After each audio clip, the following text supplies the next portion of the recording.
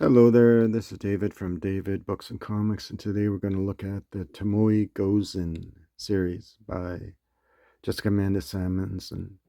This was a series of novels that were published in the early 1980s. First one was published in 1981. I believe it was by Ace Books, as you can see there, and the second in 1982, and the last one in 84. And I think you can look through this. The books were profusely illustrated. This one was done by Wendy Adrian Schultz. You can see the copyright is 1981. This Ace printing was 1982. And so you can see these are the list of illustrations. So next one is page 21. The Tomoe Gozen series, just an odd. It's a martial arts series, samurai type martial arts series.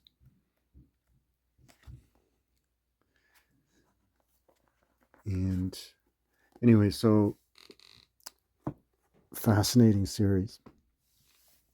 Winner of the World Fantasy Award for Amazon's Jessica Amanda Salmonson. She published an anthology of stories featuring women warriors called Amazons. And the next one in the series called The Golden Naginata. And there you see Tomoe Gozen fighting with a ghost, it looks like. And this is from February 1982. This is a world first, this one. And you can see it's got a spine roll, well read. And this is the third one in the series. Also well read and featuring the art. I think it's the same artist, actually. Wendy Weiss is what it says, but I think it's the same person. All right, so that's that. So who is Tomoe Gozen? Tomoe Gozen was actually based on an actual historical person who died in 1247. So she was a woman warrior, samurai, you could call her, that lived in the medieval period of Japan, the beginning of the Bushido and samurai. The actual historic date gives evidence to the fact that she was an historical person. Her story is told in a famous Japanese poem called The Tale of Heike. All right, but that's the historical character.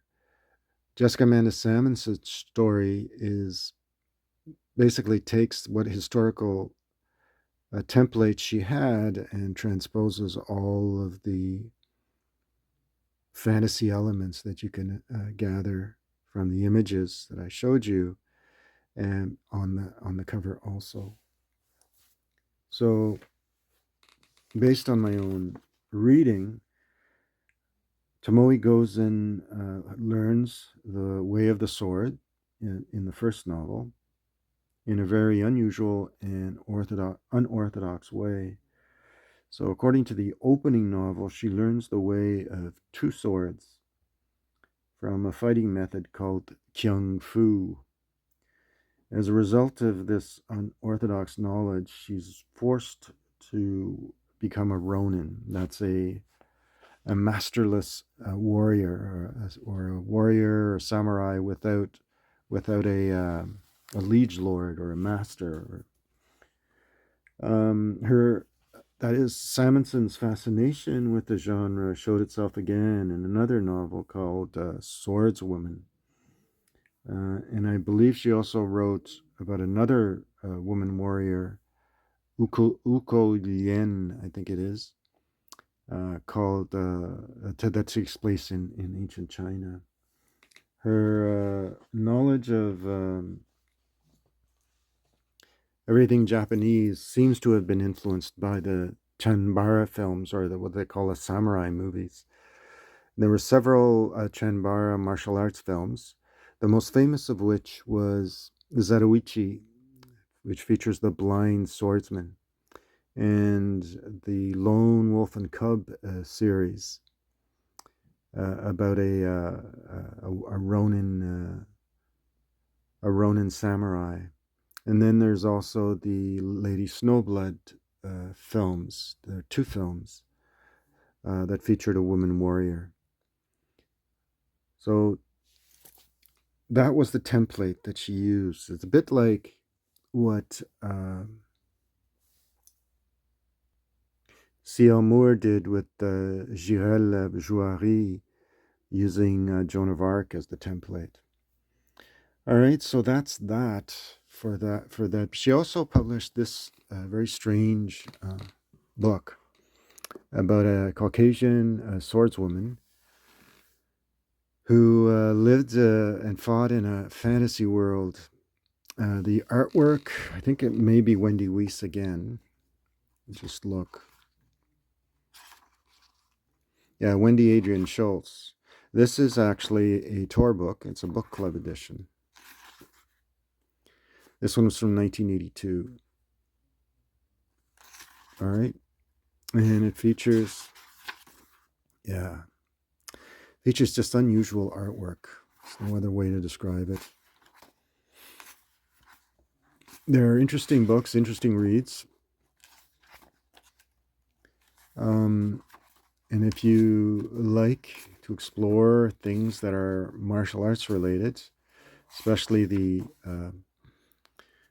Japanese Chambara fight scenes and so on, you will probably enjoy reading these strange fantasy this strange fantasy novel. And you can see it's just one surreal adventure after another.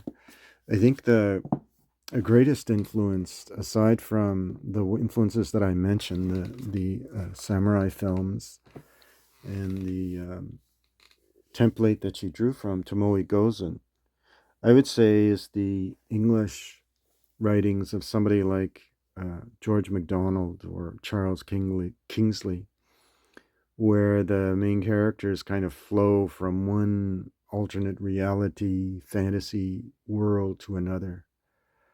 The stories are interesting, there's no question, but untraditional in its style. I think she was eager to, that's Jessica Amanda Salmonson, was eager to just present a story with a female a central character that she was fascinated by. And so she created this trilogy of novels to bring more interest to this genre that she was interested in, this Japanese samurai films. And there's another one. You can see how odd. Interesting novel. All right, so that's Tomoe Gozen, the Golden Naginata, and the Thousand Shrine Warrior, and Swordswoman. Interesting series of books that came out back in the 1980s. So I hope you enjoyed this little look at Tomoe Gozen. And if you did, remember to like the thumbs up. And thanks everyone for your subscriptions. And as always, I appreciate the comments. Okay, thanks. Bye.